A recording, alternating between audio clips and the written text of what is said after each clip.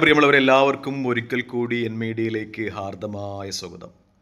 മധ്യേഷ്യയിലെ സംഘർഷം നമ്മൾ വിലയിരുത്തുകയാണെങ്കിൽ അത് ഇസ്രായേൽ, ഇറാൻ, ഹമാസ്, ഹിസ്ബുള്ള, ഹൂതികൾ എന്ന നിലയിൽ നിന്ന് കൂടുതൽ രാജ്യങ്ങളിലേക്ക് വ്യാപിക്കുന്നു എന്ന ഒരു സ്ഥിതിവിശേഷമാണ് ഇപ്പോൾ ഉള്ളത്. പ്രത്യേകിച്ചും ഈജിപ്തിൻ്റെ ഭാഗത്ത് നിന്ന് സിനായ് മേഖലയിലേക്ക് സൈനിക വിന്യാസം ഉണ്ടാകുന്നു എന്ന രീതിയിലുള്ള വാർത്തകൾ പുറത്തു വരികയാണ്.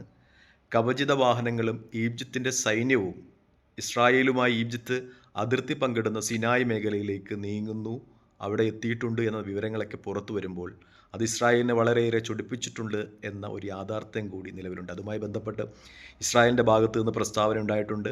ഏതെങ്കിലും കാര്യങ്ങളുടെ ബലത്തിൽ ഈജിപ്ത് ഗസയ്ക്കോ അതുപോലെ ഹമാസിനോ പിന്തുണ നൽകുന്ന പക്ഷം ഈജിപ്തിനുണ്ടാകുന്ന തിരിച്ചടി വളരെ വലുതായിരിക്കുമെന്ന് ഇസ്രായേൽ മുന്നറിയിപ്പ് നൽകുന്നു. അതിനെ തുടർന്ന് ഈജിപ്തിൻ്റെ പാർലമെൻറ്റ് അംഗം മുസ്തഫ ബക്രിയുടേതായ പ്രസ്താവനയും വന്നിട്ടുണ്ടായിരുന്നു.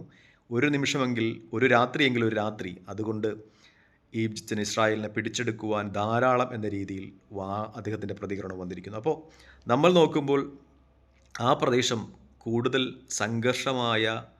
സംഘർഷപൂരിതമായ ഒരവസ്ഥയിലേക്ക് നീങ്ങുന്നു എന്നതാണ് യാഥാർത്ഥ്യം. മറ്റൊന്ന്, ഷഹീദ് ബഗേറിയ എന്ന ഇറാൻ്റെ ട്രോൺ വാഹിനി കപ്പലിനെ കുറിച്ച് വല്ലാതൊരു ചർച്ച പ്രതിരോധ വിദഗ്ധന്മാരുടെ ഇടയിൽ ഉണ്ടാകുന്നു എന്നാണ്. കാരണം 240 മീറ്റർ നീളമുള്ള ഈ ട്രോൺ വാഹിനി കപ്പൽ ഇസ്രായേലിനോട് അടുത്ത സമുദ്ര പ്രദേശങ്ങളിൽ തന്നെ ഇറാൻ സന്നിവേശിപ്പിക്കുമെന്നും അത് ഇസ്രായേൽ ഉണ്ടാക്കുന്ന വെല്ലുവിളി വളരെ വലുതായിരിക്കുമെന്നും അതിൽ നിന്ന് പറന്നുയർന്ന ട്രോണുകൾ ഇറാൻ സംഘർഷം ഉണ്ടാകുന്ന അവസരങ്ങൾ ഇസ്രായേലിന് വലിയ തലവേദന സൃഷ്ടിക്കുമെന്നുള്ള വിലയിരുത്തലാണ് യുദ്ധ വിദഗ്ധരിൽ നിന്നുണ്ടാകുന്നത് എന്നൊരു യാഥാർത്ഥ്യം കൂടി നമ്മൾ ഈ അവസരത്തിൽ ചേർത്ത് വയ്ക്കേണ്ടതുണ്ട്. മറ്റൊന്ന്, സ്റ്റാർബക്സുമായി ബന്ധപ്പെട്ട വിവരങ്ങളാണ്.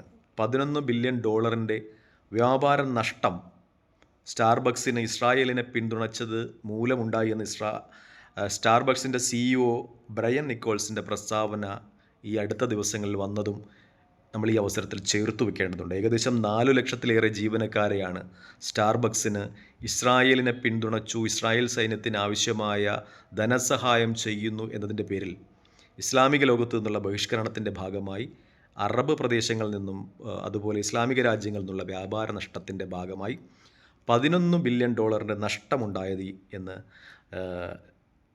സ്റ്റാർബക്സിൻ്റെ CEO ബ്രയൻ നിക്കോൾസ് തന്നെ സമ്മതിക്കുന്നുണ്ട്. അതുപോലെ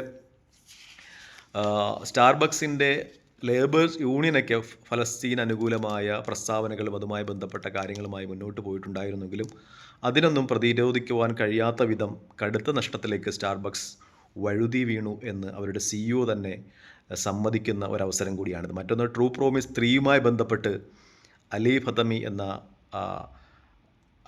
ഇസ്ലാമിക് റവല്യൂഷൻ്റെ ഡെപ്യൂട്ടി കമാൻഡർ അദ്ദേഹത്തിൻ്റെ പ്രസ്താവനയാണ്. ഇറാൻ ട്രൂ പ്രോമിസ് 3ക്ക് തയ്യാറാകുന്നു, ഏതു നിമിഷവും അതുണ്ടാകാം എന്ന അദ്ദേഹത്തിൻ്റെ പ്രസ്താവനയുമാണ് ലോകം വളരെ ആശങ്കാകുലമായി നോക്കിക്കാണുന്നത്. അദ്ദേഹം അമേരിക്കയെ മഹാനായ സാത്താൻ എന്ന് വിശേഷിപ്പിക്കുക കൂടി ചെയ്യുന്നുണ്ട് എന്നത് ഈ അവസരത്തിൽ നമ്മൾ എടുത്തു പറയേണ്ടതാണ്. നേരത്തെ ഇസ്ലാമിക വിപ്ലവത്തിൻ്റെ കാലത്തൊക്കെയാണ് ഇങ്ങനെ ഒരു വിശേഷണം അമേരിക്കയ്ക്കെതിരെ ഉണ്ടായത്. അത് ഒരിക്കൽ കൂടി അദ്ദേഹം ആവർത്തിക്കുകയാണ്. തങ്ങളുടെ രാഷ്ട്രത്തിനെതിരെ ഉണ്ടാകുന്ന യാതൊരു അടിക്കും തിരിച്ചടി നൽകുവാൻ തക്കവണ്ണം തങ്ങളുടെ സൈന്യം ശക്തമാണ് എന്ന ഒരു മുന്നറിയിപ്പ് കൂടി അലി ഫത്തമി അമേരിക്കയ്ക്കും അതുപോലെ ഇസ്രായേലിനും പകർന്നു നൽകുന്നുണ്ട്. എന്തായാലും കൂടുതൽ സംഘർഷപൂരിതമാകുന്ന ഒരവസ്ഥയിലേക്കാണ് മധ്യേഷ്യ കടന്നു പോകുന്നത് എന്നൊരു യാഥാർത്ഥ്യമായി നിൽക്കുന്ന നിമിഷങ്ങളാണ് ഇത്. തൽക്കാലം ഈ വാർത്താവലോകനമായി വിടവാങ്ങുന്നു. മറ്റൊരു വീഡിയോയുമായി കാണുന്നതുവരെ പ്രാർത്ഥനയിൽ ഉൾപ്പെടുത്തുക. നന്ദി, നമസ്കാരം. മറ്റൊരു